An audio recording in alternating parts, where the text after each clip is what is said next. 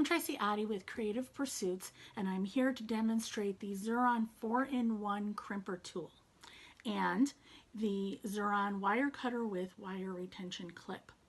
Now in a little bit we're going to go down to the mat and you'll see this stuff in action, but first I wanted to give a little bit of a history on why I love this crimper and why I will never use any other crimper ever again. Okay. Back when I started making jewelry, I strung like most people do, and that was 1,000 years ago. And back then, what I knew to do with crimping was take a needle nose pliers and squeeze the crap out of it. And if I was lucky, then it held. If I was lucky, it didn't mangle. But most of the time I was unlucky and it mangled and or slipped off. So then I squeeze the crap out of it some more, or I have to change it out, and I wasted a lot of wire. Well, I moved on to some other different things like polymer clay and whatever, but I still did some stringing from time to time. Well, at some point, those blue-handled crimpers came into the market. Excuse me.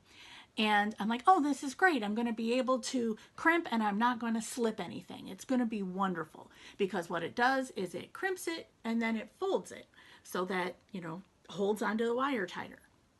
So I used those and I was still slipping crimps. I'm like, what is going on? Why am I keeping, you know, still having problems with this? And also if I bought bigger or smaller crimp beads, I had to buy different tools. I ended up with two of those tools, one for the little and one for the medium, and there was a bigger one as well. I said, well, that's kind of ridiculous. So then I started learning how to stitch and started designing, and you know, this is the main part of my business now, but I still like to string from time to time because I find beads that I really love, which you'll see in a minute. So then Xuron comes along. I started having a relationship with Xuron and they said, have you tried our crimper? I'm like, no. And so they said, here, try our crimper. Here is the crimper. And I tried it and I'm like, oh my God. Why hasn't this been on the market for the last, you know, 1,000 years? Okay, I'm going to explain the difference. So the blue-handled crimpers, the crimping portion is a U. And this part, my finger here, is the part that makes the indent, the crimp. Well, this is, of course, not to scale, but, you know, you can see a lot of my purple wall behind that, right? And like I said, you had to buy, you know, different ones for each one. Okay, well, the Xuron crimper, which you'll see real close up here when I get to the mat, is a V, and that comes down almost all the way. You can see just a little bit of my wall in there. And what that does is it makes a tighter crimp. And also, there are the folding stations for 3 different sizes and a bonus chain nose plier. Now those blue handle crimpers, I don't know what they were thinking about with the ends, but you can do nothing with those ends. Now this one you can grab wire. If you need to pick something up like a crimp bead, you can just use those theoretically to pick up a crimp bead if you need to. I mean, they're useful. So the only thing I wish this had was a cutter, but this wire cutter is superior than anything they could have put on this. So we're going to talk about this later. It's good to have both of these. Okay. So the last thing I'll say about this before going down to the mat is I did a make and take at a bead show, 2-strand strung bracelet. We'll say I had about 50-ish people, 2 strands, there's 4 crimps, right? Roughly 200, 225 crimps. I did not have one slip the entire night.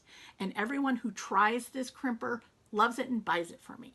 So what we're going to do now is we're going to go down to the mat and I'm going to show you exactly how to use this and with 2 sizes of crimp beads, an actual crimp bead and a crimp tube. Okay? See you in a little bit. Okay, now we're down in the bead mat where you can see I have a bracelet nearly finished. I have finished the toggle on the bar end and I have the ring end yet to do.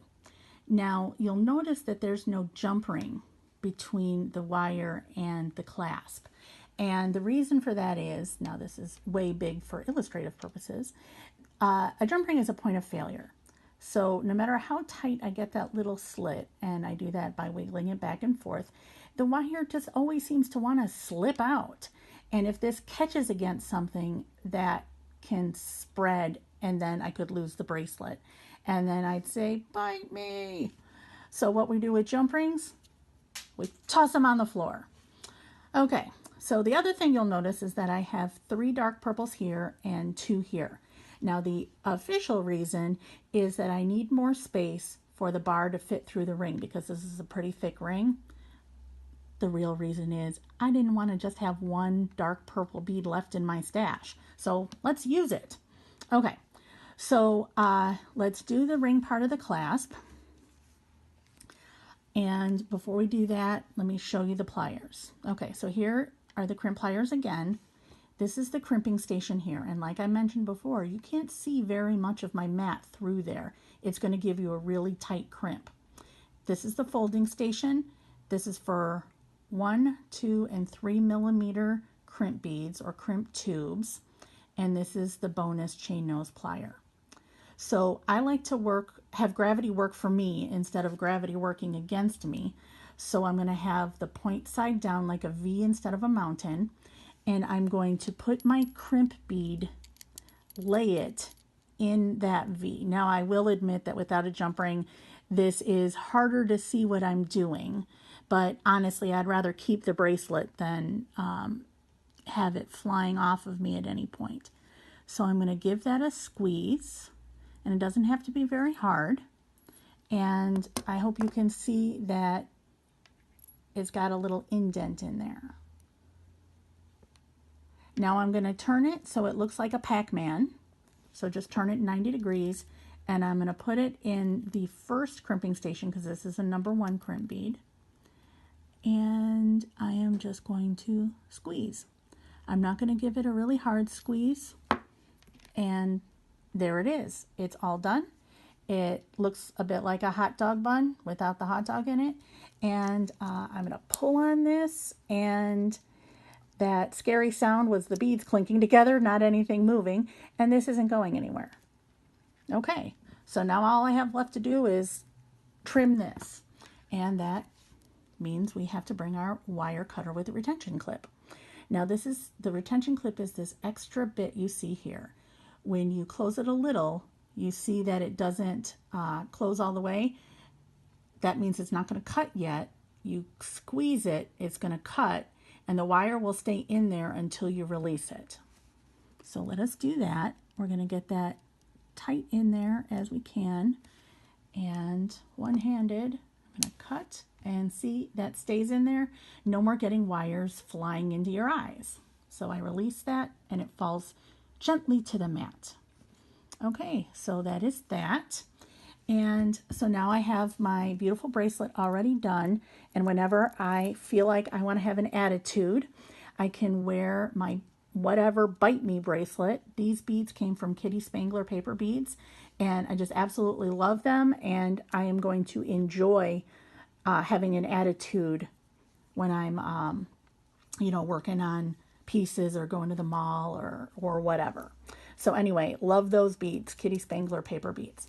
Okay, now the last thing I want to show you is a crimp tube. This is a number 2 crimp tube. Up here, I'll point with this, that's easier, are the beads that we just used, the number 1 crimp beads. These are number 1 crimp tubes, and these are the number 2, I believe, crimp tubes. Now, it's going to be the exact same thing that we did before. Have it with the V down, and with a crimp tube, you're going to want to do in 2 passes. So you do on one end, you move it over a little bit, you do the other end, and then you see that has a nice deep crimp in there. I'm going to turn it 90 degrees, put it in the correct folding station. Try to get that where it's focused. I'm going to turn it the other way so that the wire is not sticking so much at us. And I'm going to fold, move it a little bit, and fold the rest of it. And there we have a beautiful, beautiful crimp tube. Now I realize the wire is a little twisted, but it'll still work. And this is just a throwaway piece of wire anyway. Okay, so that's it from the mat. Okay, that's it. What did you think? Are you interested? what I'd like you to do is, if you are interested in this, or if you're local to the Milwaukee area and you want to try it out yourself before buying it, I want you to contact me at tracy@creative-pursuits.biz. If I can figure it out, I'll have it going, ooh, where am I? Right down here. And I'll tell you about purchasing information, if there's going to be a wait, if I'm out of them like I am at the moment, and we'll go from there. So thank you very much for watching my video. I hope you learned something. I hope you enjoyed it, and I'm looking forward to hearing from you. Tschüss!